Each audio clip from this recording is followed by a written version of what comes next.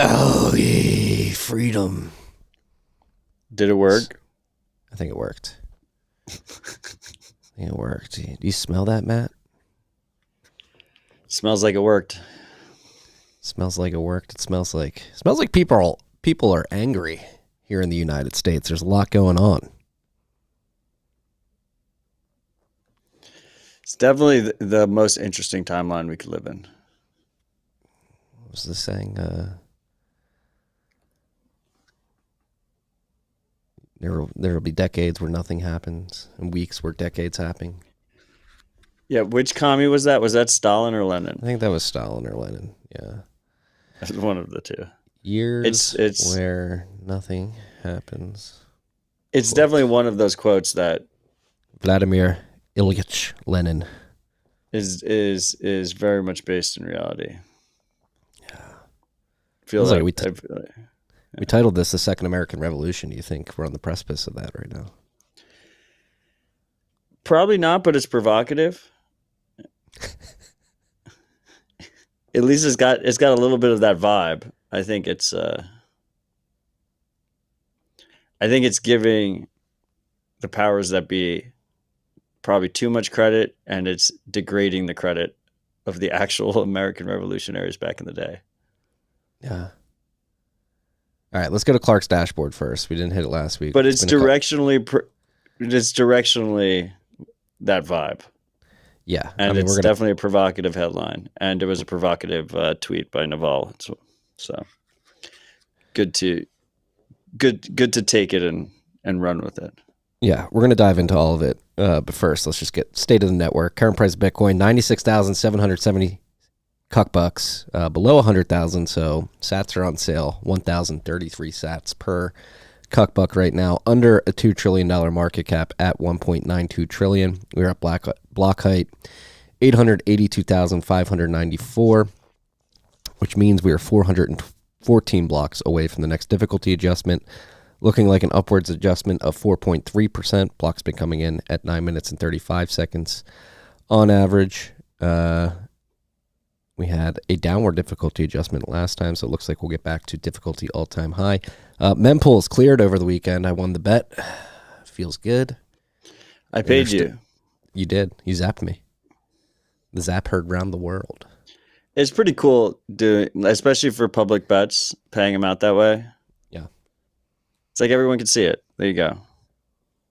Now it's recorded. It's recorded on a million sats. Relays. Congratulations. Thank you.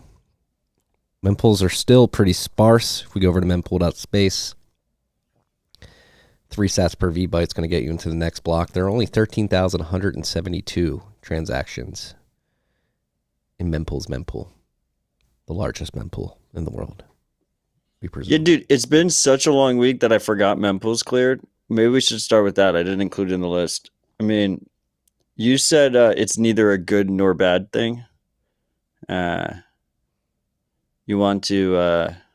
It just is. It just is. Expand on that? I mean, yeah, I think many people, whether mempools are extremely congested and fees are high, hundreds of sats per VByte up to thousands of sats per VByte, or the mempool is empty, 1 sat per VByte, people like to fearmonger one way or the other. Fees are too high, so we need to soft fork in some sort of covenant proposal or something else to get them lower to make it easier to transact on chain. Then conversely, 1 sat per VByte across the board. There's not enough fees. The security of the network is in danger, and Bitcoin is a failed project. But I think it is. You can't force people to use Bitcoin or not use Bitcoin, and you're going to ebb and flow. Periods of congestion are going to ebb and flow, and mempools are going to be full and congested at some points, and other points are going to be empty, and that is the beauty of the free market. Yeah, I mean, I think ironically, it's often the same people too, right? Like they panic in both directions. Yeah. I think I'm relatively consistent here, that I still think block space is incredibly scarce. And at some point with adoption, we're going to hit a sustained high fee market. I know you signed and broadcast a message that said Mempools will eventually clear always. So I'm glad that we have that in the permanent record that we can look back in the future. But from that perspective, if you have the perspective that block space is truly scarce, that Bitcoin is the base of a censorship-resistant distributed global financial network, that with adoption will come more Bitcoin usage and usage of that scarce block space, that I think at some point, the reasonable, logical expectation is that we will have a sustained high fee market. So under that context, I actually think Mempools clearing is objectively a good thing because it gives us more. It means we have more breathing room to get our shit together as we scale this thing up to the world. The more time we have there, the better. And I think when we did SegWit, which was effectively a block size increase, which we'll probably never have another block size increase again. But this was in 2017, and it also enabled Lightning at the same time. It gave us more breathing room than people realized, and that is a good thing because the tools can get a lot better, the education can get a lot better, the protocol can be a bit more fine tuned, and it's nice to have. And companies that are working on top of Bitcoin, for instance, can get their processes in order. It just gives us more breathing room. So I actually think, besides me losing the bet, and having to pay you generational wealth with 1 million sats. I don't know if you saw, I launched a GoFundMe to try and support my family as a result. Besides that, I think it's empirically a good thing. And as a transactor on chain, as someone who uses and spends Bitcoin a lot and receives Bitcoin a lot, opens Lightning channels, it's really nice to have low transaction fees for a bit longer. Agreed. And I thought it was a bit, I think the Zap heard around the world, it was a bit poetic, 1 million sats over the Lightning Network when there's 1 sat per V byte across the board in the mempool. I caught that. I mean, because the joke was always when I had to pay you, I was going to pay you with a 1 sat per byte transaction, right? Yeah. It probably cost me more to send it via Lightning, but I recorded with Lisa Nugget earlier this week with Nifty, and that's one thing she brought up. She was like, it was definitely more expensive to pay over the Lightning Network than on chain at that point. Yeah, but it's not about the money. It's about sending a message. And I like the idea of settling public bets via Zaps, and I plan on settling all of our future bets. Well, hopefully you will have to be paying me, but I plan on settling all of our future bets via Lightning Zaps on Nostr. I think our only outstanding bet right now is the strategic reserve. No, you're wrong. I have a list. Also, by the way, I think I think we're probably about even, all said and done. Like we're probably more or less even. I mean, we've been betting for 7 years now, and it does tend to go back and forth. You are going to have to pay me 400,000 sats when Bitfinex and Tether doesn't get their money back by July 16th. And then we do have a 200,000 sat bet on the strategic Bitcoin reserve being signed by June 15th. No, you gave me 2-1 odds. No, you gave me 2-1 odds. We have it on the record. You would have to pay me 400,000 sats, and I would have to pay 200,000 sats. There was actually a freak in the comments after that rip was like, Marty, you gave in way too easily to Odell asking for odds. Because I definitely would have done that bet straight up. I regret it. There we go. I regret it. Yeah, I mean, back to Mempools clearing and the debate. It is funny, back and forth. And I was in New York earlier this week and had the pleasure of bumping into Gloria Zal, of all people, Bitcoin Core maintainer. We're talking about the mempool. And I think that's one thing we've been consistent about, particularly in recent years too, is there's a ton of unexplored design space at the protocol level, at the P2P level, at layer 2s to enable things to scale Bitcoin, make it more efficient, make it more private. And I think the mempool is a really interesting layer where you can create efficiencies. And we talked about it with Lisa. That conversation will be live next week, and brought up to Gloria too. But simple things like being able to, Lisa was explaining what happens when you have a coin join transaction that's not getting, it's not going through. And it's hard for participants that have inputs in that coin join to sort of bump the fee to get it included in a block, because Mempools don't recognize that all these inputs are associated with each other, and they're working on making that possible. So, and that would make it more efficient and make it easier to coin join, for example. And so I think we should be exploring that. I don't think we need to make Bitcoin magical again. That's a big meme out there right now. It's not a big meme. People are trying to force it onto the market. And I think Bitcoin is already magical. It's already really cool. People are building cool things. Just because people aren't interested in the things that you want to build doesn't mean that cool things aren't being built. I think. I mean, a specific company raised a bunch of money and said that they're going to make it a key narrative, right? Yeah. They did say that they're going to buy all the Bitcoin podcasts. They're going to sponsor all the Bitcoin podcasts. Oh, should we take their money and just shit on them? Should we pull a Compass on them, take their money and just shit on them while they're paying us? Dude, Compass is the worst sponsor we've ever had. And hand up, I regret that ever happened. We've talked about this quite a bit. Carlos is probably getting to the point now. But yeah, what we had them as a sponsor for 3 months. Well, for RHR, you had them longer for TFTC. It's true. Keep me honest. We were the first to publicly call them out. So we do have that going for us, but I still feel bad about that one. That a lot of people lost money. Yeah, all things considered, bad choice, bad decision. We've talked about it publicly before. Regret the decision, but you live and you learn. You brought it up. I mean, let me put it this way: Tabrood Wizards will not be a sponsor of RHR, but they might be a sponsor of TFTC because Marty. They will not. I can promise you, they will not. I will say the one good thing that came out of it is like one of Compass's like main guys during that whole period was like, no one should sponsor Matt and Marty because you can't buy their opinion.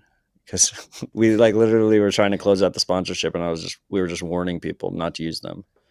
And yeah, that's not how it works. Like you can't just like some of these podcasters, like you give them like fucking $50 and a brownie, and they're just like, say whatever the fuck you want them to say.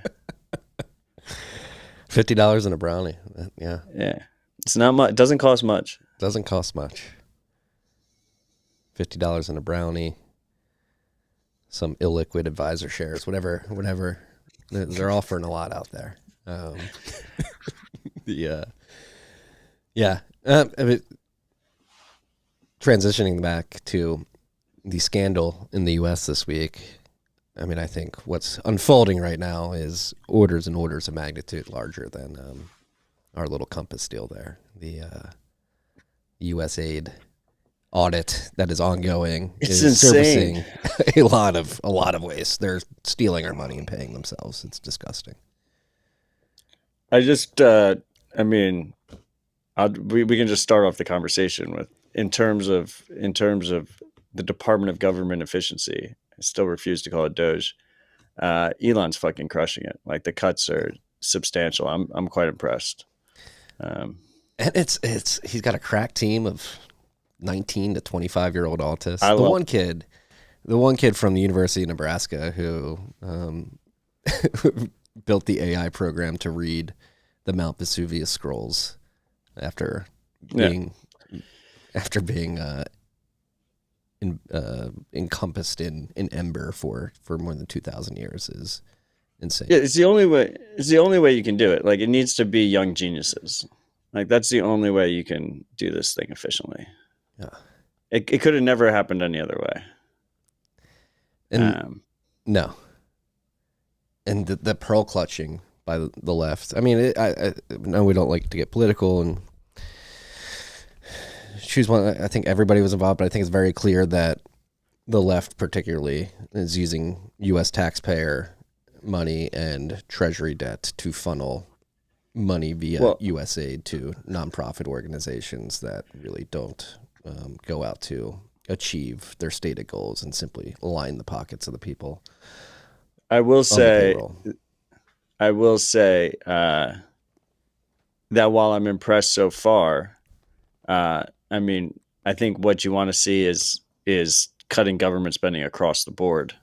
And my intuition would indicate that there's got to be some insider dealing happening right now in terms of where they target first and how publicly they target who.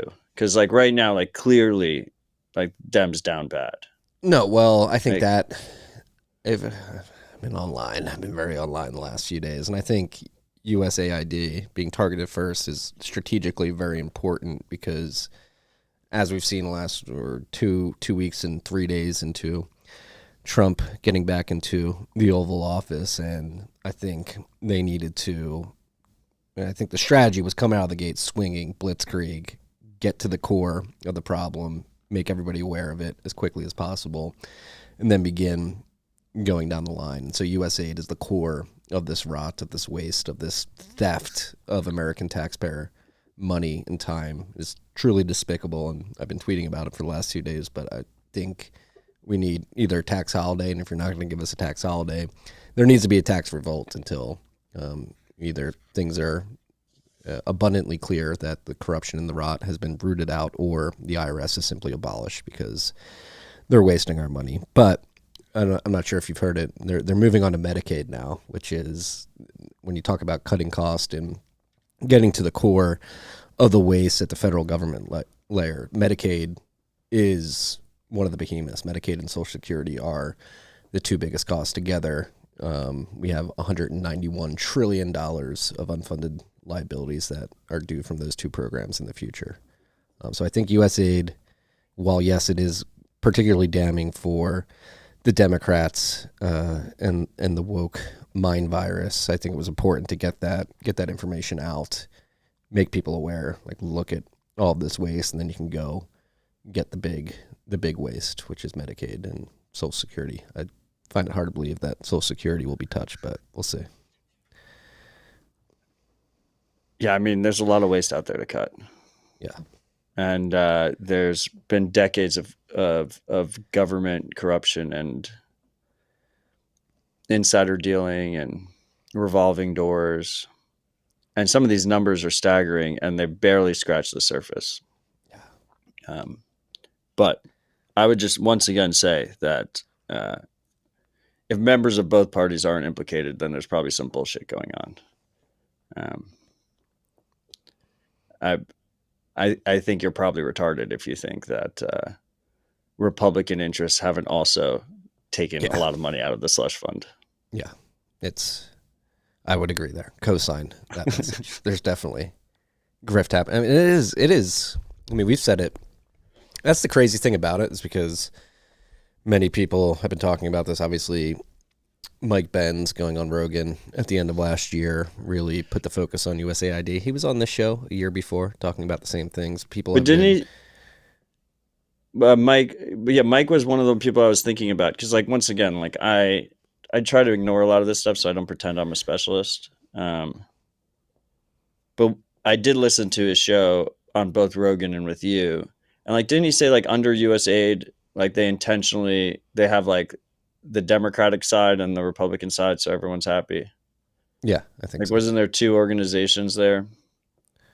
I don't know about organizations, but I think maybe he like specifically said like there was one for each party, so that they like felt good about it. Yeah. So quote unquote everyone won except the American people. I bet when we get to the defense side of things, that's when all the Republican grift will come out. Yeah, I mean, look, he's on the right page. I like to see it. I like to see it happen. I think it's obviously a massive step in the right direction. It's kind of amazing to watch. It's pretty insane to witness. It's almost unbelievable. Oh, it is, and that's like the quite like. I mean, people are arguably are obviously pissed off, at least on X, and from what I've seen on Nostr as well. And that's the question: like, is this like? It's become abundantly clear that USAID was funding media organizations to propagandize not only American citizens. Is this the last rabbit hole recap? Like, are we done? Is that where we got all over funding? Like, did you see Politico is It's not hard for them to get us $50 in a brownie. Like, I think that's under the radar. Politico can't pay their salaries apparently because they were getting funded by USAID so significantly. The BBC like that came whole out with a statement this morning and said last year 8% of their total revenue came from USAID programs. And doesn't like the British government pays for the majority of their expenses too, so they're like double funded by Five Eyes. I look, at the end of the day, what we're seeing here is, well, there was a lot of corruption, and there was a lot of bloated organizations that were addicted to incredibly cheap money, and the incentives were all fucked up. So I think what happens here is many people will lose their jobs. Many organizations will go through hard periods. Some will survive, and that the ones that actually survive will be more robust and more efficient and have stronger incentives aligned with whatever their mission is or whatever their goals are and whoever their customers are, clients are. That's exactly what you want to see. You want to see iron sharpen iron, because the end result is human flourishing. I will say, on the charity side, for instance, I've had a lot of panic messages from outside organizations reaching out to OpenSats about having budget shortfalls. Like, OpenSats is literally completely unaffected by this.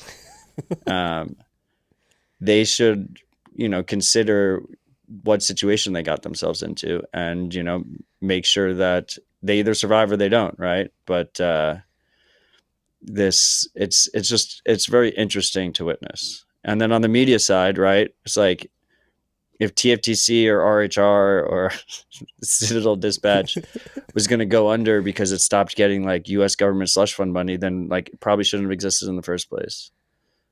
So should we proudly not to be personally affected by any of this. What if we just don't show up next week to scare the freaks? Like, oh, we're out of money. I did we could just skip this as the first week we skipped in 6 years. It's just like, yep, the USAID funds dried up. No, I mean, we all knew the grift and the waste and the overt theft was there, but I thought it was bad, as you can tell by, me personally, and Marty Jones and all that, but it's like even worse than I expected now that everything's being unearthed. And I do try, like, not joking, like, if there isn't a tax holiday, like, I'm calling the bookkeeper, Joe, if you're watching, like, stop withholding taxes from my paycheck. This is years and years of grift and waste built up in the slush fund, and you have the worst part about it is all the people that are receiving this slush fund money are the worst fucking navel gazers, browbeaters, moralizers out there, saying that they're going out there spreading freedom and democracy, and that if you don't agree with having your paycheck, part of your paycheck siphoned off to the government to spread this freedom and democracy, you're white supremacist, racist, bigot. And I think the most damning part is that a lot of this money was used to undermine the country. What is happening and what is being unearthed right now, I think, is definitely treason. Like, they've robbed the country. People are struggling to put food on the table. 60% of Americans can't afford a $400 emergency expense, and their money, every paycheck, every 2 weeks, a portion of that is going to this government that is lining the pockets of their cronies. And then on the backside, if they're not doing it with the taxpayer money, they're issuing treasuries and ballooning the debt above $37 trillion, and then having to monetize that debt by printing money. And so they're completely fucking us. It has been a humiliation ritual, and many of us have been aware of the fact that something like this was likely going on, but now that it is abundantly clear, we have names, we have numbers, we have LLCs, we have flows of funds. It's something needs to happen. Like, I don't think people should pay taxes this year. I mean, I'm down to just gut the whole IRS. That would be great. Aren't they looking into the IRS now? Yeah, well, that's like, if you Some you have to realize theorists. both sides. I know most of the freaks know, but we actually do get a decent amount of new listeners that join us on a week-by-week basis. Both sides are taxation, whether they're printing money or whether they're directly taxing us. One is an indirect tax and one is a direct tax. But both sides are taxation. One is silent, but both are equally predatory. And it would be good to see, complete removal of them, but at the very least, significant reduction. And you have to pair this with, the tariff announcements that have been made, because the tariff announcements without respective tax cuts across the board in America represent a massive tax increase on Americans. Like, yes, it's if done in the right way, can be a significantly higher burden on other countries. But as it stands right now, it's a significant tax increase on all of us in the first days of a presidency, which is quite rare to see. I don't remember the last time we saw significant tax increases so substantially and so quickly. Well, that's the thing, that we really haven't yet. It seems like, at least at this point, who knows when they'll actually be levied, but they've simply been used as a negotiation tactic. They haven't actually implemented them yet. No, they just said they were. And then, last weekend first it was with Colombia. He's like, we're going to tariff you. And then the president got unless you take the planes, right? Yeah. He's like, we're sending a plane. I'm sending my presidential plane. We'll bring him down here. And then Canada and Mexico, they were threatening tariffs there. And then within 2 days, Trudeau and the new president of Mexico were like, all right, we'll send some of our National Guard to the border to protect it. And it's a great negotiation tactic. Yeah, if you remove all other taxes and you just do tariffs only, which is something that Trump has said multiple times in the past, they're still taxes. But what's nice about them is they don't require surveillance of American citizens to enforce. Every other tax also requires this massive surveillance regime to enforce and to make sure you, quote unquote, pay your taxes. So removing that surveillance mechanism would be quite nice. And that's why I personally strictly prefer some kind of tariff regime over our current tax policy. Yeah. It's been talked about as the narrative around tariffs began to build up towards the end of the campaign, but the McKinley era of the United States, late 1800s, early 1900s, the golden age. It's no income tax, pure tariffs. I'd like to see it bring back. It is going to be interesting, though. Like, there it is. As the tax revolt picks up steam and people stop, I imagine many people are going to stop withholding and stop paying some of their taxes. Who knows what amount that is, but they're going to have to print more money. And going back to it's taxes on both sides, whether it's via inflation or overt taxes via the income tax, whatever it may be. This is why we Bitcoin. Like you have a monetary system, at least on the expansion of the debt and the monetization of the debt side. That's what Bitcoin is a reaction to. It prevents you from being able to do that. When you have Bitcoin as your base money, you can't go to the Bitcoin protocol and print new units to pay back debt you've accrued. You're forced to make a good argument about the need for capital, the deployment of that capital, and the return on that capital. And this could be, bring it back to Bitcoin, this could be moon juice for Bitcoin if something happens and people stop paying their taxes and they're forced to print the difference. Yeah, first of all, three things. First of all, shout out to McCoy for zapping us 21,000 sats and Reed for zapping us 11,000 sats. They say they're making up for the lack of USAID funding this week. Thank you. And I think McCoy is just helping my family out since of that large bet I had to pay out. Bitcoin in Space 2 in our Nostr live chat, which you can find at rhr.tv/stream, made a good point too. Like, the current tax regime, like the way it's set up, is just it's a massive mental and time burden on every individual and every company. Like, the amount of time and mental energy that we spend every year putting them all together is fucking insane. And so a tariff only structure would also solve that.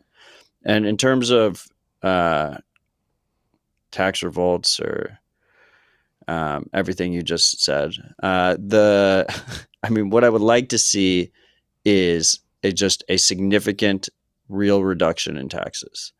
If it gets to tax revolt status, I will just say that, people have ended up in jail for long periods of time. And I would never encourage any freak to go out on the ledge and do that. I will say that they're holding a gun to your head saying, give me your fucking money so I can send it to gender studies in Malawi. If you don't do it, you go to jail. No, it's laid bare. Like the people need to stand up and do something about it. You can say whatever you want. That is your prerogative. I will never stop you from saying something. But I will just remind people that Peter Schiff's father, who is the greatest Schiff, refused to pay his taxes under constitutional grounds, and they just destroyed his life over it. Yeah. These motherfuckers, man. Keep the momentum up. I think that's going to be important. And I think this is only the tip of the iceberg. As I said, they're moving on to Medicaid.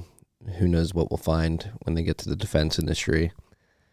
And God bless these Zoomers in there doing the Lord's work right now. I know they've come under a lot of scrutiny. That's the other thing. All the people pearl-clutching and saying, nobody voted for this. This is like exactly what people voted for. Trump campaigned, like, we're going to bring Elon in. Oh yeah, no, that's Department of bullshit. Government Efficiency. Like it was, people were like, nobody voted for Elon. It's like literally people. He was on stage with them campaigning for the last 4 months of his campaign, saying, "I'm going to bring Elon in, and he's going to bring efficiency to the government." It's exactly what people voted for. What's happening? I mean, a lot of this is Trump derangement syndrome and Elon derangement syndrome.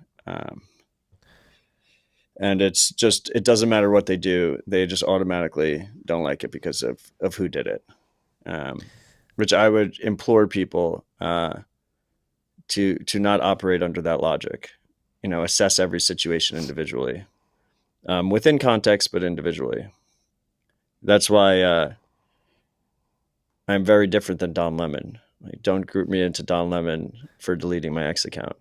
It's for very different reasons. And I still do not trust Elon, but I'm willing to give credit where credit's due, where he's been doing a great job in terms of DOGE, the Department of Government Efficiency. You said it. And I've said in the past that I fucking love Starlink.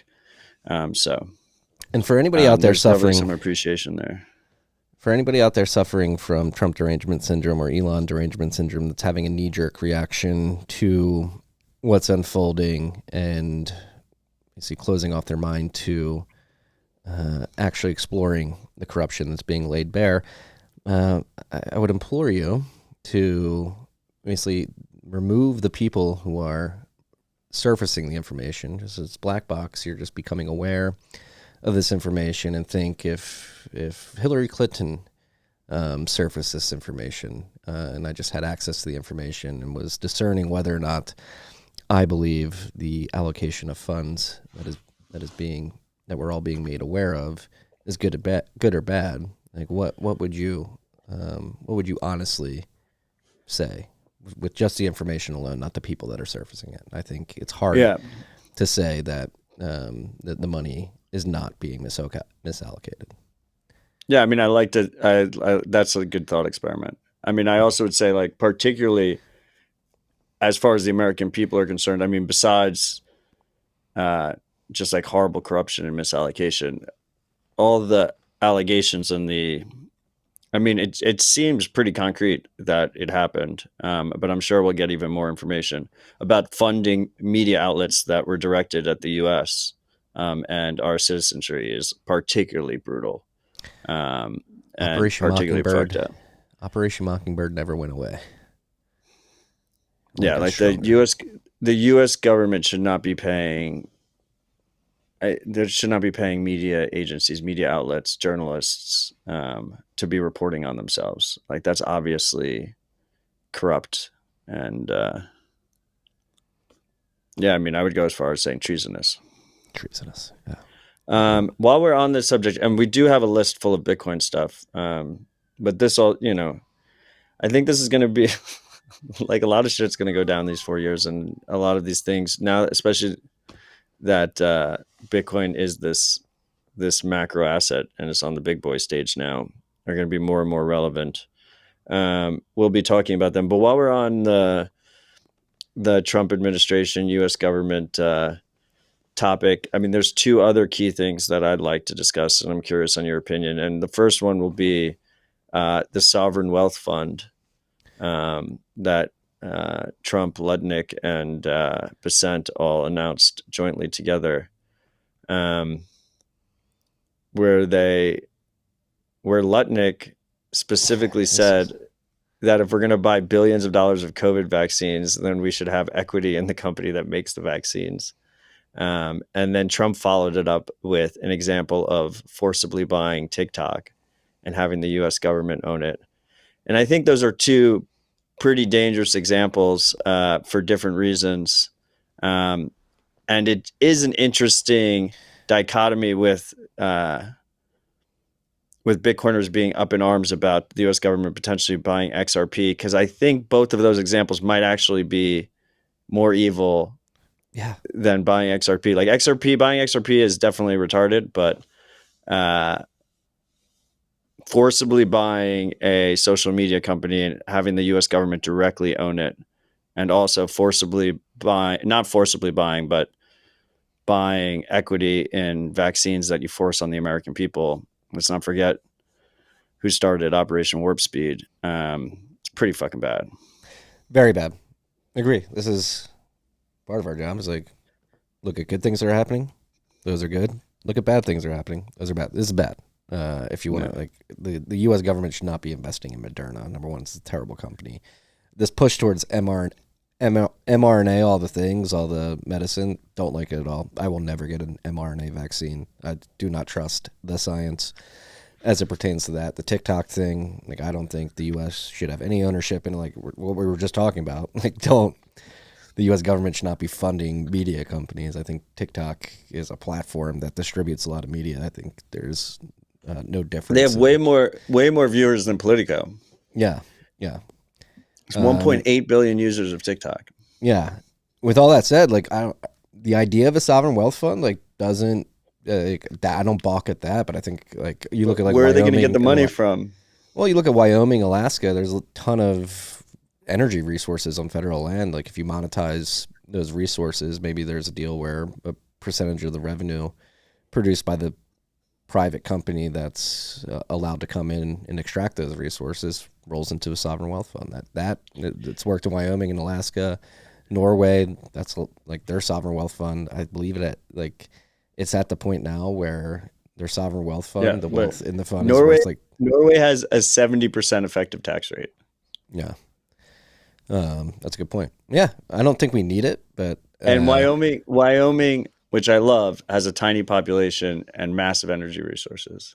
Yeah. And a responsibly run government that has been responsibly run for quite some time. Like, in practice, what this actually probably looks like is them monetizing the debt. Like, they're going to print and tax and buy equity of all their buddies and key influential companies.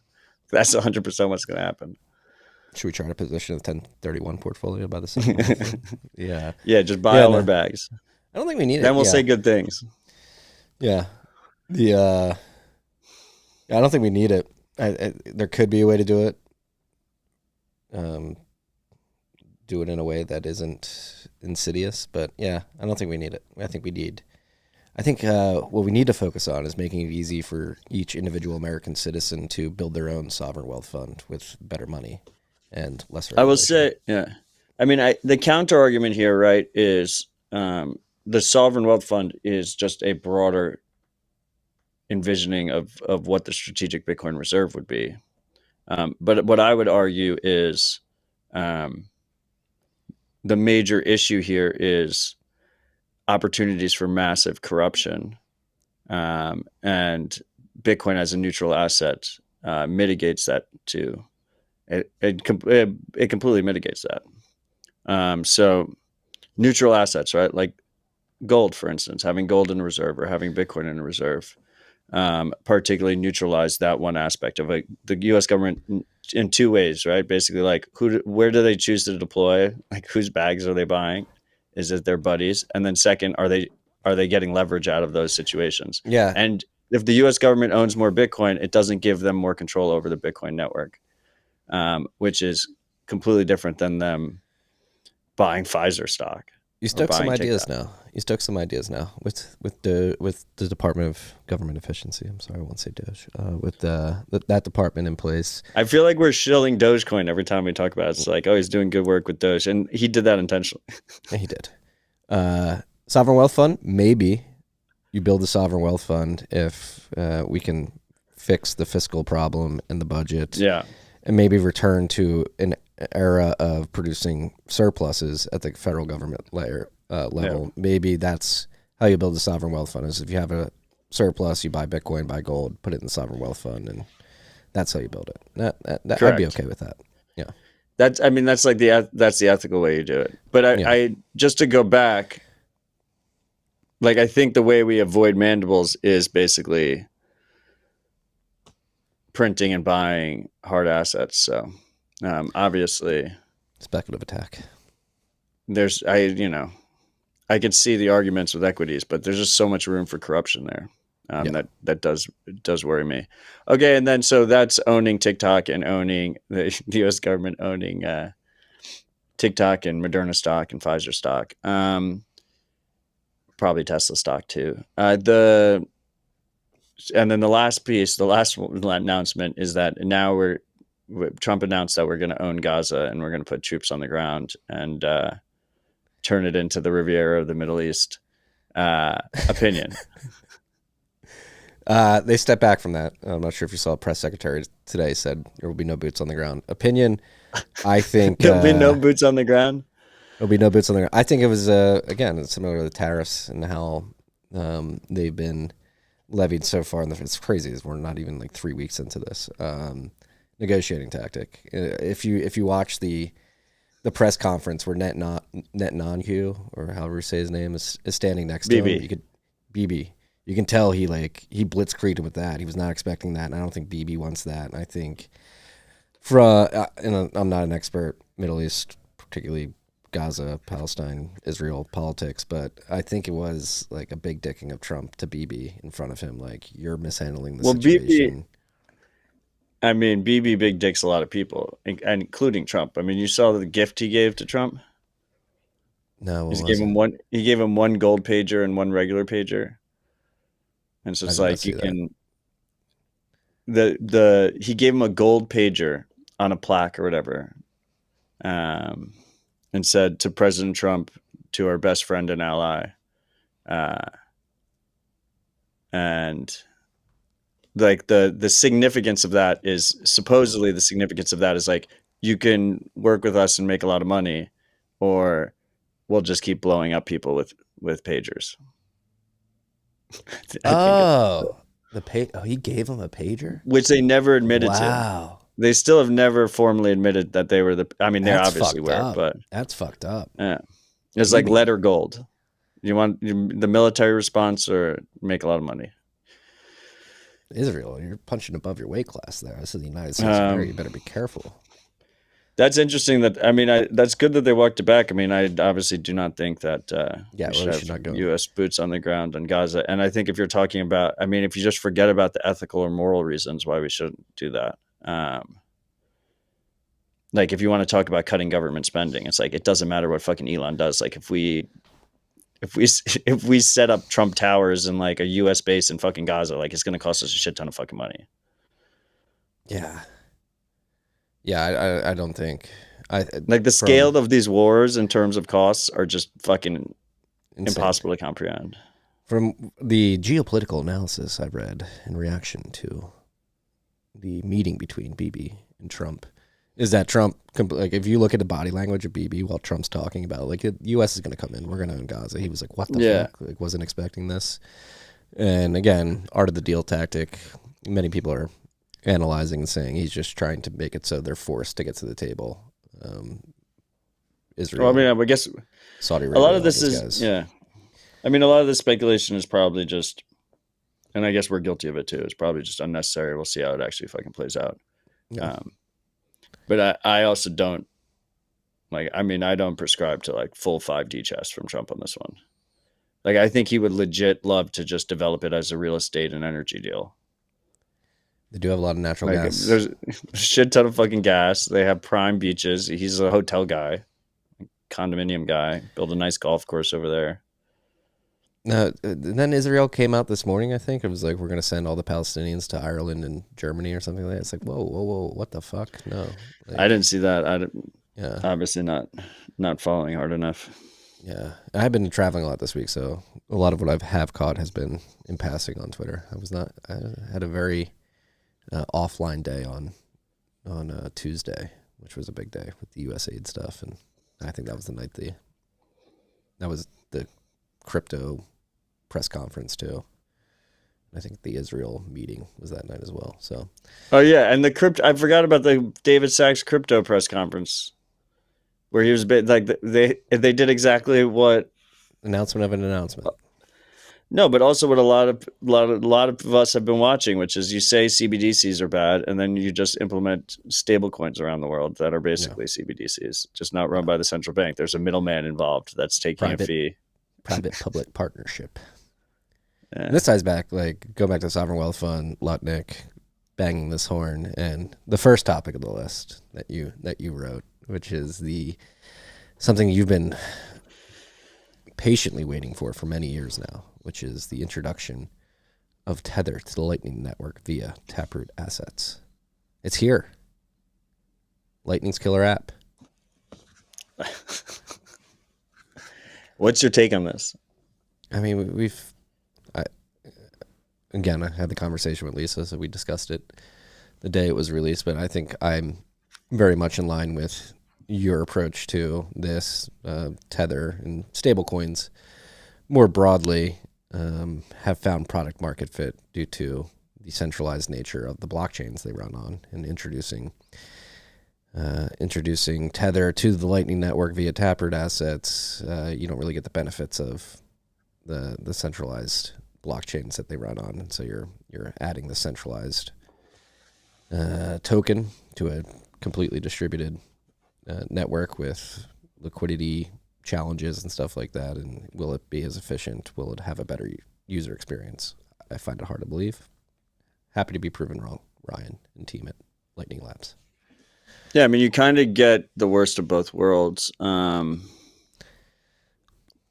It's kind of, it goes against what a lot of people think about in the quote unquote digital assets or crypto space, which is actually, in this situation, centralization is actually a benefit to something like Tether, right? That's why Tron is dominated, because it's centralized but pretends it's not. So it gets around regulation, but it has very good UX, and it's quite easy to use, has low fees, and is relatively fast. So Tron Tether is absolutely dominated, but why does the centralization of Tron not a negative in this situation? And the reason is because if Tron died tomorrow, like, Paolo could just send out a tweet and be like, we moved all your assets to Solana, and like, it would be fine. Like, they would just do a one-to-one ledger transfer. And because Tether is centralized, that is completely fine. It's not, a distributed financial network. Now, Tether on Lightning, I think we'll probably have a really uphill battle in terms of trying to actually reach transaction volumes that we see on Tron. We've had Tether on Liquid for a long time. That also brings some privacy advantages over using Tron. So does this Lightning implementation. And it has had very little uptake and has had a really hard time competing with Tether on Tron. Tether on Tron is the dominant USD token platform in the world right now, by far. It's like not even fucking close. Now, there is something there maybe in like the DeFi space in terms of like degen trading without KYC, using Bitcoin native Tether. Because specifically, like, the number one pair continues to be Bitcoin USDT, right? Number one pair in the world. That's the thing that traders really want to trade. And so if you have to use wrapped Bitcoin on Tron, all of a sudden your Bitcoin is at massive risk, right? At least if you're on the Bitcoin side, you're still dealing with the centralization of Tether, but you're not dealing with third-party risk on the Bitcoin side. So there could be something there. I think that's probably, if anything, where we'll see the first successes of it. So it should be interesting to watch play out. But I know they've been working on it for a long time, so it's good to see it out and running wild. What wallets have implemented? I don't know of any off the top of my head. And then the other thing with Lightning, right, is we have seen it be very effective and useful and adopted as an interoperable protocol between custodial wallets. So I probably would expect this to be similar in this situation, rather than people like self-custody, degen trading. Maybe there'll be a couple different custodial partners that all kind of facilitate trades and liquidity and whatnot. But I don't know. Like, is someone going to be doing like a $10 million Bitcoin long on Tether USD, Tether Lightning? Probably not. Like, I don't like liquidity. Liquidity is going to be a bitch. So we'll see how that plays out. Yeah. And going back to the press conference by our crypto czar, David Sachs, like if the stable coin roadmap that they rolled out actually becomes a thing, I mean, KYC was one of the points. They want to make sure that every stablecoin user's KYC would completely negate that quasi-private degen trading. Yeah, I mean, that's easier to implement on something like Tron, obviously. Like Lightning does have, it's not perfect, privacy-wise, but it does give strong privacy benefits to users, just net compared to using something that's on-chain. So that could be a benefit to users. Obviously, that might be something that slows adoption among regulated parties, and probably won't have widespread government support. But you could see there is a situation, right, where you have maybe, and I don't know how realistic this is, but now that the U.S. government really wants stablecoins, right, and I'm going to try and stop calling them stablecoins and just call them USD tokens. I think it's a better name. But now that they really want USD tokens, and now that they got rid of SAB 121, where banks are able to custody Bitcoin, which, by the way, once again, they're probably going to be doing that on a fractional reserve basis, and it's probably the worst place for you to hold your Bitcoin. But a lot of people will choose to do that anyway. There might be a situation where you see like Citibank and JP Morgan facilitating token transfers on a private Lightning channel. Like that, interledger trades. You never have to touch Tron. So you never have to touch, Justin Sun's offshore product. Great guy. And the settlement will be instant and will be low fee. So we could, once again, that's where that Lightning product market fit has already existed, right? Which is custodian to custodian transfer. Yeah. Or like a bank in Coinbase, for instance, or something. Maybe that's the killer you app. You could see it happen there. Tether on Lightning. I haven't caught up with the Lightning Labs crew, but maybe that's what they're pushing or pumping behind the scenes. Let's get it integrated in the banking system. Yeah, and if you use LN URL, you can implement KYC through the invoice request, which is particularly predatory. But it is what they've been pushing for at Lightspark, so kind of all works together. Yeah. It's such a weird world. What's going on? Bitcoin professionalizing, is it getting corrupted? Well, that doesn't have to do with Bitcoin. That's Tether on Lightning. Yeah, we're bumping Elvis. Our as David Bailey said a couple months ago, our favorite band's gone mainstream. It's important that we preserve. This always happens. This has been happening for years as the stakeholder base of Bitcoin has grown larger. And as a result, there's stakeholders' opinions on things have diverged over time and get farther away from each other. But the beauty of Bitcoin is you don't have to trust other counterparties in the system. Bitcoin is for enemies and friends, but you can use it safely with enemies, which is unique in our society. Yeah, that's going to be more important with the geopolitical situation. It's turning up here. All right, next up on the list, We've got the FDIC releasing 175 internal documents on Operation Chokepoint 2.0. This was in response to a Freedom of Information Act, I believe. Coinbase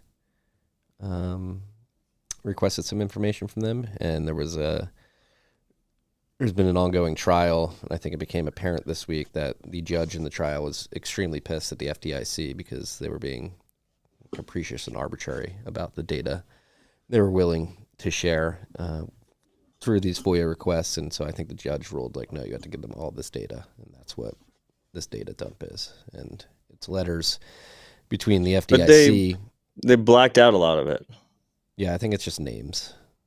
I was reading it. It looks like it's just like they're trying to get names. Unfortunately, they didn't do that thing where they like accidentally didn't black it out. Yeah, what was that?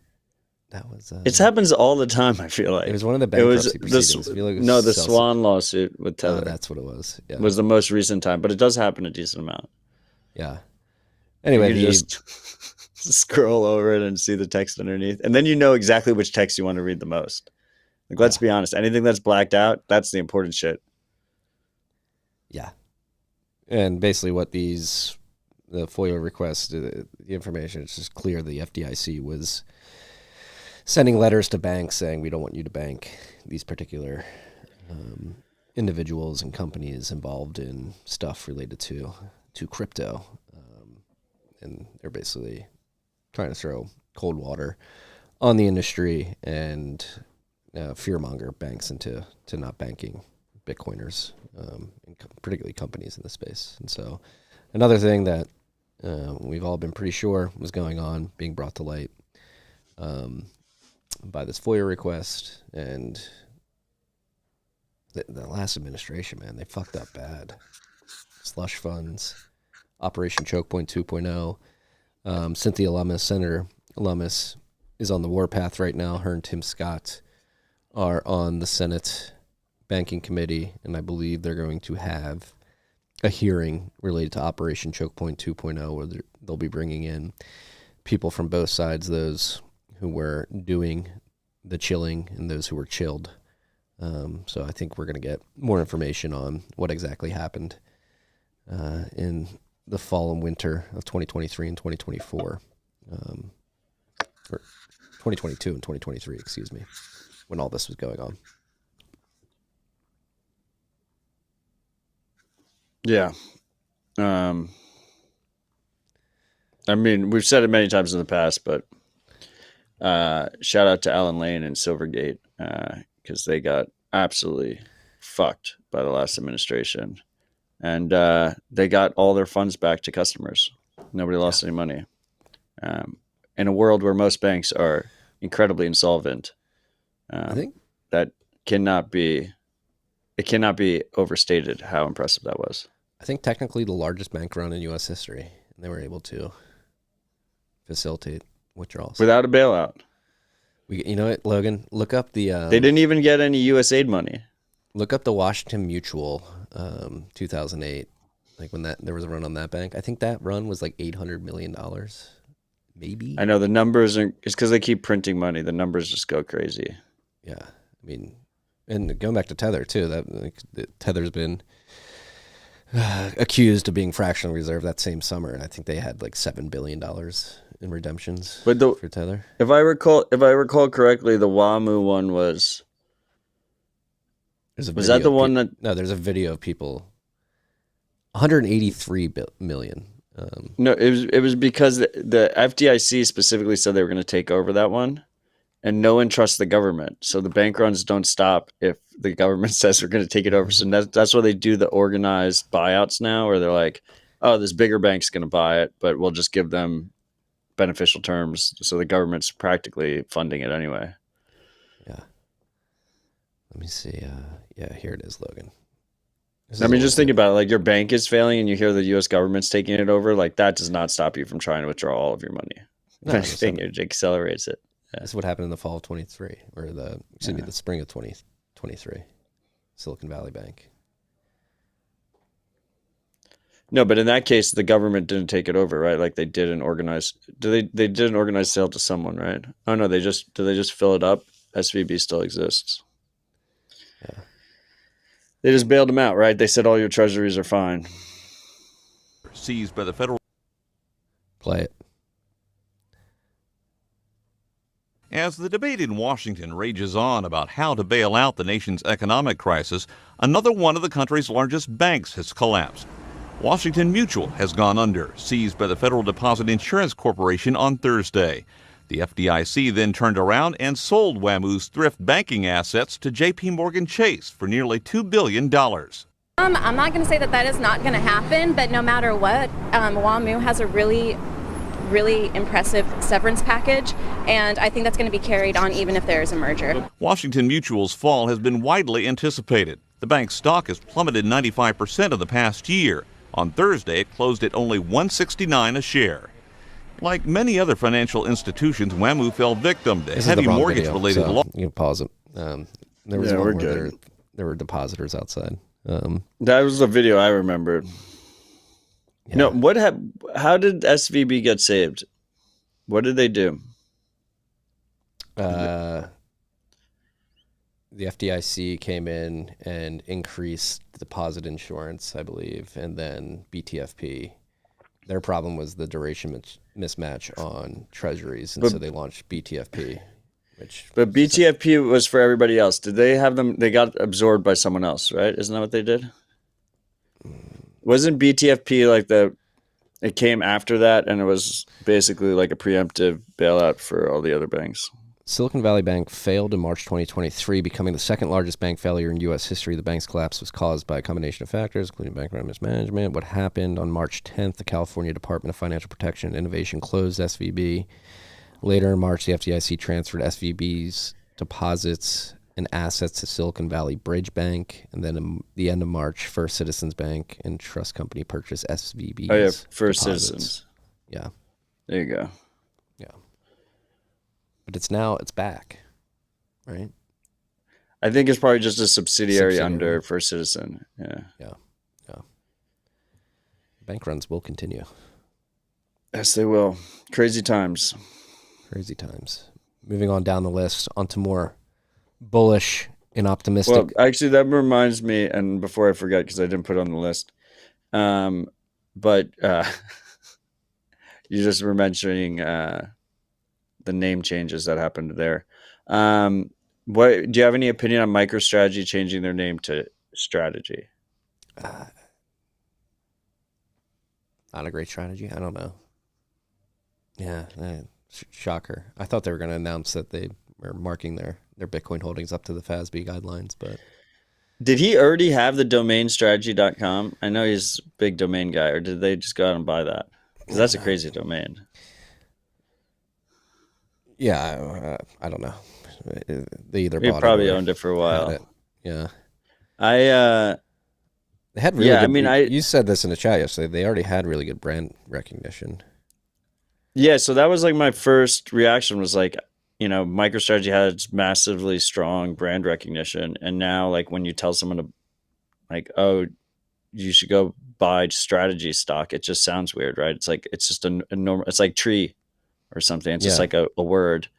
I saw an interesting take that actually I could kind of prescribe to, and we'll see if it actually happens. That it's like a bridge name change. Yeah, I saw that. And then too. eventually, I guess the guy said they'll eventually be called Strategy Bank, was his guess. And they couldn't just immediately switch over from MicroStrategy to that. Now that can make more sense to me, or even Strategy Bitcoin would make more sense than just simply Strategy. But that's why I thought about it, because you mentioned that they moved Silicon Valley Bank's assets to Silicon Valley Bridge Bank, which is probably just like a holding company that they just came up with. It's like a bridge holding company. So that's why I thought of it. No, I like that transition thing too. And that actually would align with how Michael Saylor has postured publicly last year during their investor meeting. He said they're essentially in phase one of this long-term strategy, which is a Bitcoin accumulation strategy. And once you accumulate the Bitcoin, once the price goes up, there's a massive amount of liquidity and the volatility is pretty compressed. You imagine that there are some financial services that MicroStrategy could use their large hoard of Bitcoin to begin offering. And we've talked about this before. I think the market around Bitcoin insurance, particularly one-to-one Bitcoin insurance and not dollar-denominated insurance on Bitcoin that you hold, materializes, I think that is a way that Microstrategy could increase the revenues as they take some of their Bitcoin, they put it up in these insurance pools and rip a yield on the premium that's produced via those insurance products. That would make sense to me. So yeah, I mean, I guess we'll see how it plays out. Okay, next strategy. What? Nothing. I just thought that was a funny face. Good news, Blocks Proto partners with 256 Foundation to support open source Bitcoin mining. We talked about it last week during the live show. But do we say this specifically, that they gave 256,000 chips? No, we didn't say this. We were talking about the block that was mined during the telehash. Yeah, but so Blocks Mining Division Proto is donating 256,000 mining chips to the BitX project, which is awesome. Yeah, incredible to see. And I think because right now, like the way they make BitXs is they're like removing the little chips on the boards of ASICs and then reattaching them to their boards. So now they're just going to get like wholesale chips. Pretty cool. I believe next Tuesday, Bitcoin Park will be releasing the conversation I had at lunch during the lunch hours last Friday at the Nashville Energy and Mining Summit, and Eco and Scott joined me for the vast majority of that conversation. We dove into the 256 Foundation BitX and what these chips are going to be used for, and what their 256 Foundation is going to do with the proceeds that they acquired when they mined the block during the telehash. Really bullish on that. Love it. Yeah. Human Rights Foundation awarded all 11 Bitcoin development bounties. We were covering the bounties when they were announced and as they were being claimed, and HRF came out last week and announced that every bounty had been claimed already. It was cool to see. Love to see it. Crushing it. I like bounties. And that's actually 256 Foundation. I think that's how they're going to do what they get the money that they mined to. They're going to have like a bounty program for particular initiatives. Yeah, I mean, I don't really. I like bounties are hard. It's hard to measure their effectiveness. I will say that some of HRF's bounties have shown real impact, especially the cashew one, and also one of them kind of led to Zaps. JB55 received a bounty for basically like a lightning tip jar, a Bolt 12 lightning tip jar, and then he created Zaps after that. I mean, serverless pay join. Dan Gould got that, and Bull Bitcoin got. It looks like Dan Gould and Bull Bitcoin split that bounty. Silent payments. Self-custodial mobile lightning address. Shout out to Evan and Zeus. I've used that product. It works. Frost multi-sig wallet. These are all very valuable. It's a cool stuff. signaling mechanism just to like basically state to the wider market and developers, what priorities and interests an organization has. And HRF has been very laser focused on particularly financial freedom and privacy and sovereign usage, which is good to see. The hard part about where bounties break down, as someone who has run bounties in the past, is deciding who receives a bounty as the winner. That's the real mess of the whole thing, because a lot of people will just come in, they'll do like you have to make sure you word them correctly, because if there's like a little bit of an opening. Yeah, and that's easier said than done. And you don't realize that until afterwards. And then they'll do like the bare minimum. And all the people you mentioned there are, some of our best developers, and it's great to see them get awarded for their hard work. They'll do the bare minimum just to qualify for the claim, and then they'll stop work afterwards, and you don't actually get anywhere of substance. So that's the big issue, and it's just a massive headache. While something like like OpenSats, for instance, is rewarding a lot of times is rewarding work that's already been done with the expectation of future development. Like there's a roadmap and a plan, but like there's actually already code in production, like real proof of work shown, which is much easier to review and much cleaner and manage. Yeah, much cleaner. Let's try all the things. Bounties. Yeah, it's good to see. Grants, no strings attached grants, long-term support grants. Let's try it all out. And on the back end. But yeah, on that topic, Average Gary does mention, bounty is probably not the best word to describe what 256 Foundation is doing, from what I understand.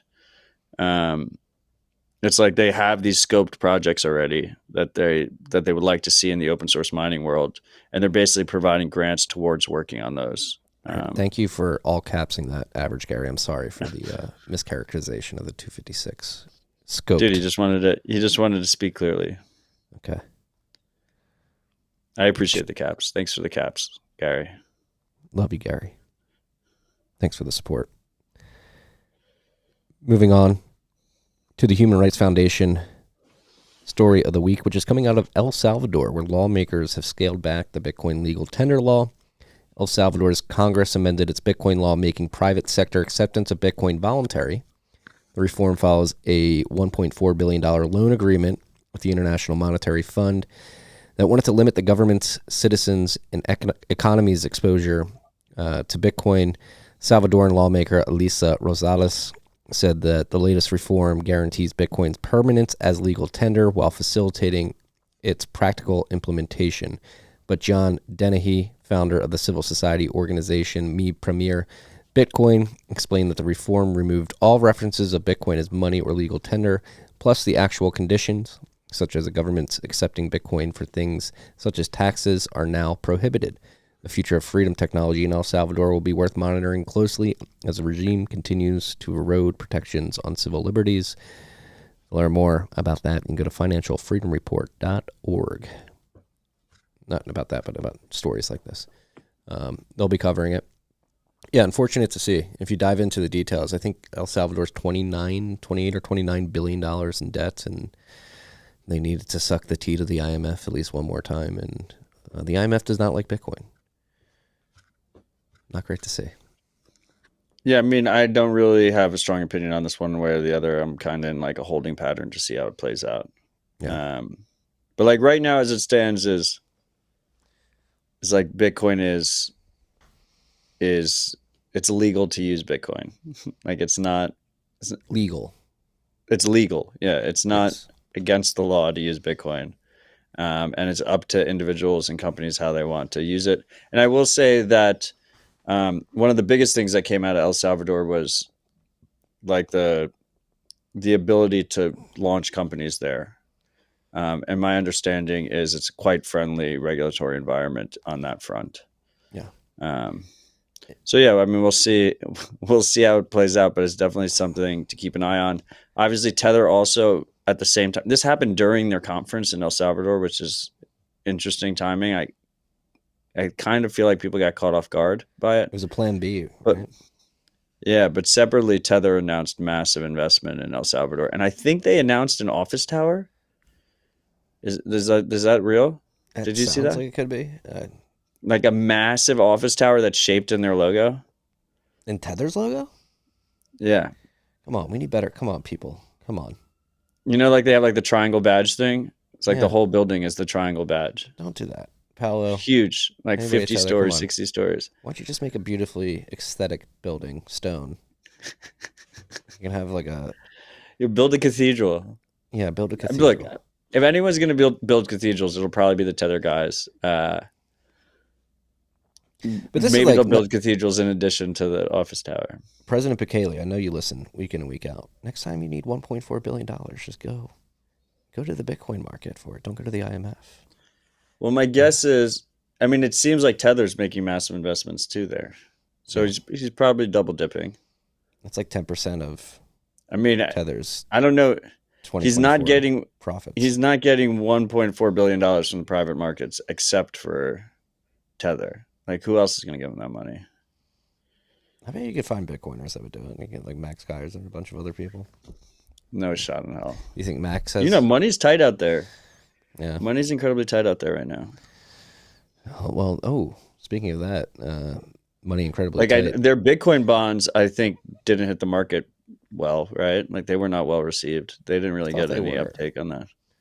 Their bond ratings, their scores have been going up. I don't know. Well, we'll see. I'm not Salvadoran, and I'm not really paying attention over there. I will say that John is, I believe he's a Salvadoran citizen. He definitely lives and works there, John Dennehy. So he's a great follower on both Nostr and he is on X. If you want more information as this all develops. That's something I was going to say. What was I going to say? Oh, speaking of liquidity being tight, another thing that got brushed under the rug this week, and in the chaos with USAID and Israel and all that stuff, reverse repo under $80 billion. And I think we brought it up a couple weeks ago, something to pay attention to. It fell under $100 billion a couple weeks ago. Now it's under 80. And I think that could be the trigger for money printing. And once that reverse repo market drains, you're going to see some spasms in the overnight lending market rates. And that is what led to some money printing in the fall of 2019 and ultimately the money printing in the early months of 2020 as well. So keep an eye on that, freaks. It does feel like the printer's about to turn on and the bank runs are about to continue. Yeah. Next up, we have Fountain Boost. Have you read them yet? No. First Boost, very interesting. We've talked about it, and I think the issue is being forced here. First Boost from Anonymous, 50,420 sats. I suggested the baseline boost years ago during the bear market of 50,000 sats. That is now equivalent to 50 cuckbucks. Recently, a lot of people are zapping the show too. Maybe it's time to reassess reading the top 4 boost, possibly combine them with the top live stream zaps, or consider a reasonable minimum amount for an on-air read. Business on air, go. I like that idea. I do too. What should our minimum zap be on zap.stream to read? What is the threshold? I think 21,000 sats. I like that. It's a super chat. On both 21,000 sats. Super zap. You get you just add super in front of anything and then it hits harder, right, Marty? Do you still think we're going to be in a super cycle this year? Would not be surprised. Are you're still going to double down on super cycle? I saw your note. I didn't even tag you. How'd you know it was about you? Yeah, no, I saw it. Logan, did you see my note? No. Logan doesn't go on. Logan, go to primal.net/Odell. He's a Fairweather fan. And pull it up on the screen. Yeah, let's 21,000 sats will read your zap and podcasting 2.0 boost, regardless of how many there are. We'll read anything over 21,000 sats. I think that's a good strategy going forward. You see this chart? Yeah, I saw. So this chart is. I saw it. No, I'm showing Logan. So this chart is Bitcoin price performance since cycle low overlaid with the last 2 cycles. And so like right now it's actually like pretty in line with the 2016 cycle still. Now if there's not, it is underperforming last cycle right now. But the 2016 cycle overperformed obviously the last cycle. So if it doesn't make moves in the next few weeks, then it will also be underperforming both previous cycles. And so I think we had a conversation in the early days of this year, of last year, of like January of last year. I don't know when you first called Super Cycle, but it was sometime after you called Peak Clown World. Of last year. It was after you called Peak Clown World. I know that much because you called Peak Clown World in like 2017. You asked, we were like talking about how do you, because I wanted to bet you on it. And it's like, how do you invalidate it? Well, I mean, can we agree that it's definitely not a super cycle if it doesn't at least outperform last cycle? No, a super cycle would be the black line just keeps going up and to the right. and doesn't go down. What, very slowly? Yeah. You could just go very slowly? Yeah. That's your definition of a super cycle? Yeah, up forever, baby. No dumps. Okay, I mean, I think you just added super in front of the word because it's provocative and you get more engagement. Well, that doesn't really sound that super to me. Well, it's going to be a cycle. I don't know. I hope everybody's caught on. This is like tongue in cheek. I don't know if it's going to be a super cycle. You can see. Do you think we've hit peak clown world already?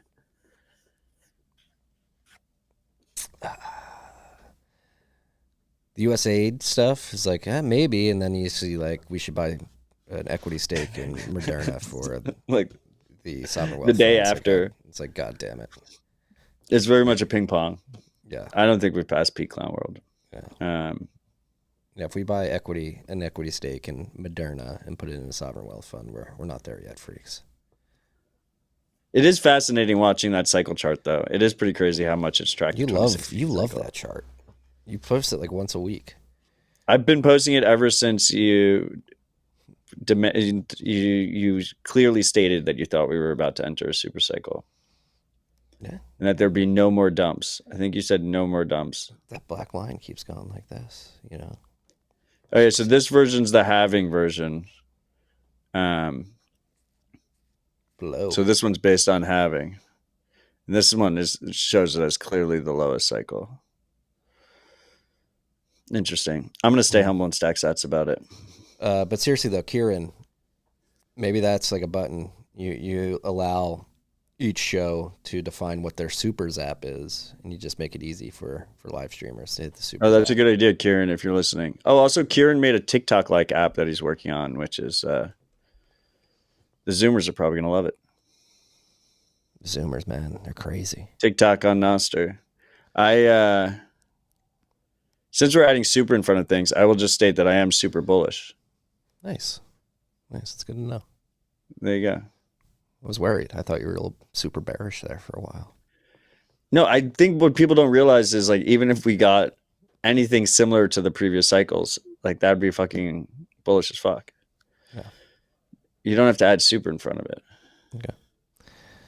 All right. These are the last boost on our 21,000 sats that we'll be reading for Podcasting 2.0 listeners. If you're listening out there, you got to up your boost.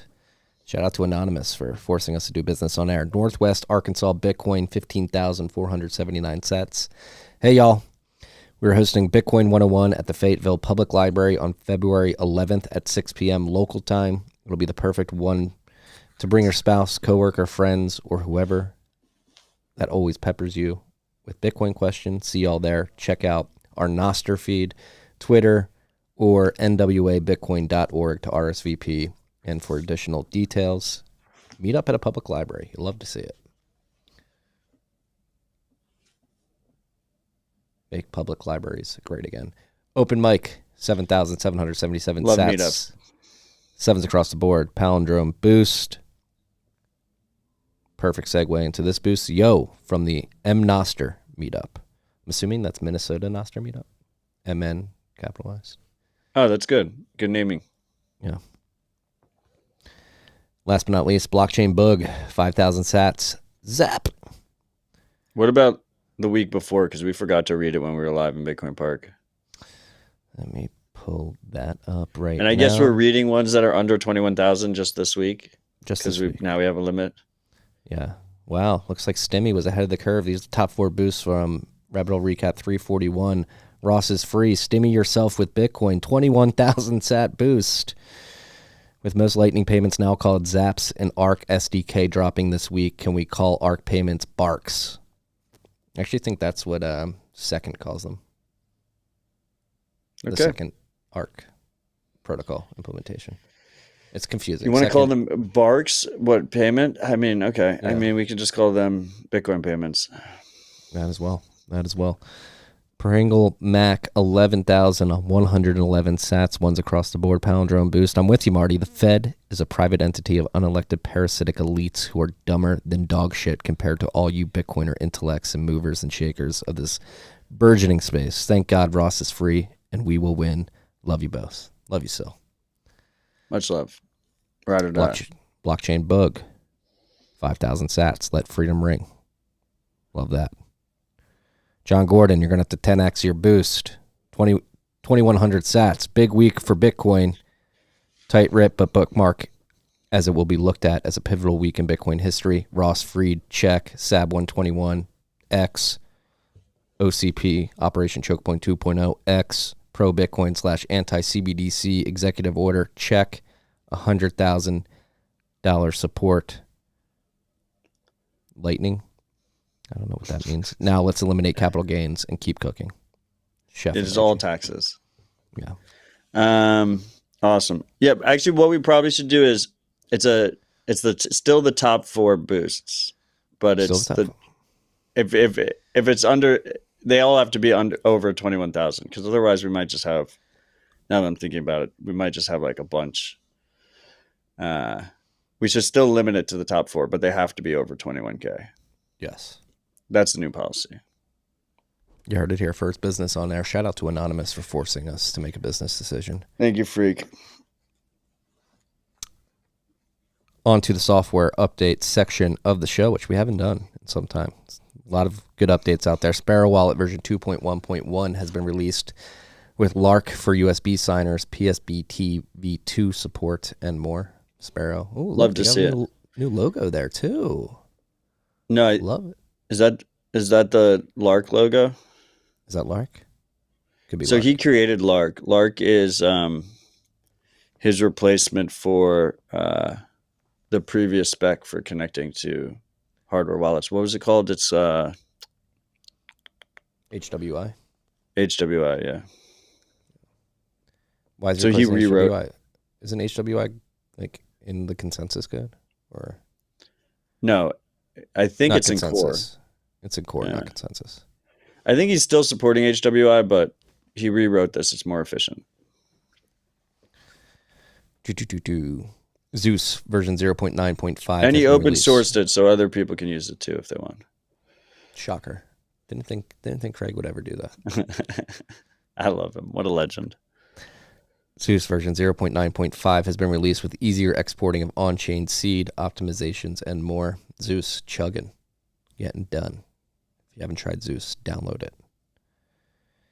BDK Wallet version 1.1.0 has been released with V2 transactions in TX Builder by default, testnet 4 support, and more. Great seeing Steve Myers and Matthew last week. Shout out to BDK. Rust Noster version 0.39.0 with NIP96, NIP22 helpers, and custom WebSocket client support, and more has been released. Rust, so hot right now. Damus Note Deck version 0.3.0 Alpha 2 has been released publicly. JB55 was showing me this. It's really cool how you can access this stuff offline. It's very fast, very performant. Yeah, it's all local. It's like basically a local version, if anyone's familiar with TweetDeck. So it's like a power user Noster experience right now on desktop. The plan is for it to be highly customizable, and it has this really powerful and efficient and performant local caching. So it uses something that he calls Noster DB, which he built himself as well. So he also wants this to get released on Android, which is cool. Yeah. And I think he might end up releasing it on iOS as well. And it's like kind of like the future that Damus is going into. So all different platforms. But regardless, definitely go test it out. It's definitely still early days, but it's really impressive already. It's really responded very fast. Super, super performant. Yeah. It's hard to really do it justice unless you play with it. But this is the type of Noster experience that I think can really make Noster excel as an open protocol. Make it continue to excel. It's excelling beyond our wildest dreams right now. Next up, Fiat Joff made a relay, lockbox.fiatjoff.com. Anything you publish there will only be shown to people you follow. They have to perform auth before reading. If you add it to your NIP 65 list of write relays, then all clients that do outbox should automatically start showing those posts to people that follow you, that you also follow right away. So this is cool. I guess it's trying to make relays more efficient and make it so you're not getting or calling more data than you actually want. I mean, that's what Outbox, like, so Outbox, the Outbox model, the whole point of it is that we can distribute the amount of relays that, like, people can use whatever relays they Lockbox, want. right? Yeah, well, this is what the Outbox model is, right? So the Outbox model is like, I'm writing to certain relays that I choose. Maybe I'm even running them, right? And Outbox is a way for clients to realize which relays I'm writing to. So like, if you're trying to read my notes, you might connect to like the Bitcoin Park relay, for instance, to pull my notes. You don't have to always be connected to it, but you know they're there. Lockbox, on the other hand, is kind of a cool, novel concept. And Fiat Jeff is always great with this. He loves like playing around with different things you can do on Nostr. I mean, besides inventing the protocol. Who's a fucking legend. So this is like, you could have posts that only your followers see. Only people you follow see, not your followers. So it's like an approved list of people. So if you only follow 10 people, only those 10 people can see these notes. Now, That's obviously, cool. one of those 10 people can take the notes and then release them to the world, and they're signed already, right? So it's not the most secure lockbox. Don't think of it that way, but think about it as like, I guess, I mean, you could kind of think about it like X has the subscription only thing, where like you have subscription only notes, but that is a little bit different, right? It's like you just have an approved list of people that you want to see the notes, and not any, like, people can't like necessarily subscribe to them. Like, you have to actually choose if you want them to see them or not. It's a cool concept. I like it. Shout out to Fiat Jeff. Shout out to everybody working on Nostr, Bitcoin, Lightning, Arc, Cashew, Freedom Tech. It's happening. I don't want to spoil any announcements, but before we did Rabbit Hole Recap, I did an episode of TFTC with some privacy and freedom tech that'll be coming to market next week. So be on the lookout for that. Oh, I already know what that is, right? We talked about it already. Oh, fair. Yeah. Nice. I got the spoiler. Soap Miner zapped us 21,000 sats. Soap Miner Soaps loves Odell and Marty. Thanks for all you do. I've received some soap from Soap Miner. Homemade, all natural, really great soap. And you can buy it on Nostr with zaps, which is cool. What does that have anything to do with mining, or he mines soap? He creates soap. He's mining. Okay, I get it. It's unrelated to Bitcoin mining. Yeah, I was gonna say you can't use the waste. Old-fashioned homemade soap. Melt. You know, he has tallow soap and other soaps, all natural. Is soap fiat? Actually, I don't know the gender of Soap Miner, so I'm sorry. It could be a female. I think it's a dude. I've been assuming it was a dude. Don't assume. You're going to make an ass out of you and me. Okay. I just realized. Yeah. That's all we got on the list. I mean, you had the Sovereign Wealth Fund at the end of the list. I don't know if we want to add anything there. Well, we already talked about, can we play it, though? I feel like this is like a historic clip. Yeah. The extraordinary size and scale of the U.S. government and the business it does with companies should create value for American citizens. If we are going to buy 2 billion COVID vaccines, maybe we should have some warrants and some equity in these companies and have that grow for the help of the American people. So I bring all these things together. I think Scott and I will create an amazing sovereign wealth fund for you, sir. So other countries have sovereign wealth funds, and they're much smaller countries, and they're not the United States. We have tremendous potential in this country, tremendous. You're seeing that, what's happened just in a short period of time. And as an example, TikTok, we're going to be doing something perhaps with TikTok, and perhaps not. If we make the right deal, we'll do it, otherwise we won't. But I have the right to do that, and we might put that in the sovereign wealth fund, whatever we make, or if we do a partnership with very wealthy people, a lot of options, but we could put that as an example in the fund, and we have a lot of other things that we could put in the fund. And I think in a short period of time, we'd have one of the biggest funds, and you know, some of them are pretty large, I must tell you. Some of the, like the Saudi Arabia fund is on the large side, but eventually we'll catch it. but we're going to create a lot of wealth for the fund. And I think it's about time that this country had a sovereign wealth fund. And these two gentlemen and some others are going to work with them very closely, and they'll be heading it up, and they're going to do a great job. Two highly respected people that have done unbelievably well in the world, in the real world. So that's a big deal, huh? Yes, sir.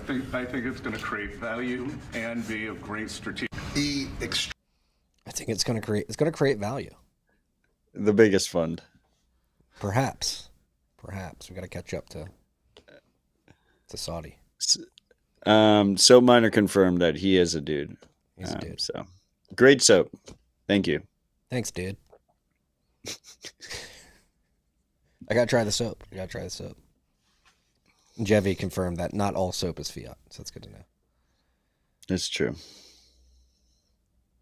Yeah, TikTok in the sovereign wealth fund is a terrible idea. There's going to be a lot of bad ones in there. Yeah. Like XRP is just barely scratching the surface on that. Like the incentives of the sovereign wealth fund, sure, should be you can only contribute to the sovereign wealth fund if you have a surplus. Surplus goes into it with a neutral asset like Bitcoin, gold, oil, whatever it may be. Not Moderna stock. Could you imagine? Because then the government's incentivized, like, oh, we have a bunch of stock in Moderna, like we got to sell those goods. Like everybody. Yeah, forced subscription model is what they did. Yeah, roll up your during sleeve. COVID. Roll up your goddamn sleeve, kid. Well,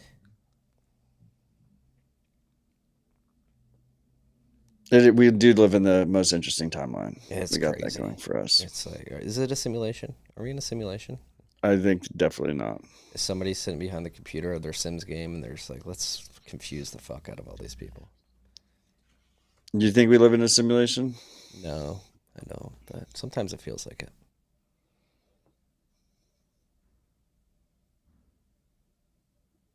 Yeah, no, I don't think we do. Yeah. Oh, there was another cool thing. Go to the Fewsats, F-E-W-S-A-T-S.